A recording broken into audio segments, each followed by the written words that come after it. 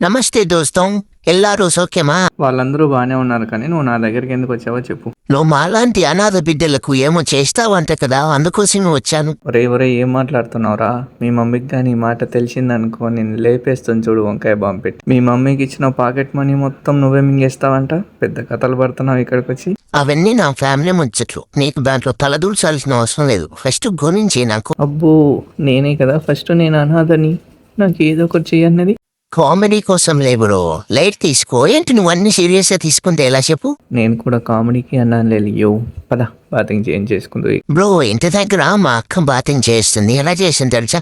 సాంప్రదాయాన్ని శుద్ధ నీసుతో పూసిన అనేలోపు నా బాతింగ్ అయిపోతుంది. ఏంటో ఏమంత తొందర చేస్తుంది. వాళ్ళకంటే ఇంటి దగ్గర ఎన్నో పనులు ఉంటాయి అబ్బా. రోజు నా దగ్గరకు వచ్చేసి రోజు గంట సేపు మసాజ్ చేసి గంట సేపు బాతింగ్ చేస్తాను. నీకు వస్తావా మరి? నువ్వు వేసే బిల్లు మా వాళ్ళు కట్టాలంటే కట్టలేదు బ్రో. మంత్లీకి వాచిపోతుంది. రోజు రమ్మంటున్నావు. అయిపోతారు మా వాళ్ళు. ఇంకా రోజు వచ్చాననుకో. ఏం కాదు లలియో, వచ్చేసి మాకు కూడా కాస్త ఆదాయం రావాలి కదా. సరేలే బ్రో, ఇంటికి వెళ్ళాక మమ్మీ నేను కూర్చొని దీర్ఘంగా ఆలోచన చేసి చెప్తా నీకు, సరేనా? సరే లియో. బార్కానీ పెట్టుకుంటూ గ్రూమింగ్ ముచ్చట్లే మర్చిపోయాను నేను.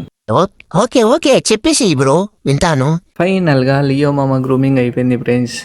ఎలా ఉంది నా గ్రూమింగ్? నా గ్రూమింగ్ కాదు, నేను చేసిన గ్రూమింగ్. నచ్చిందా ఫ్రెండ్స్? మీకు నచ్చితే బోల్డ్ అన్ని లైక్స్ కొట్టండి ఫ్రెండ్స్.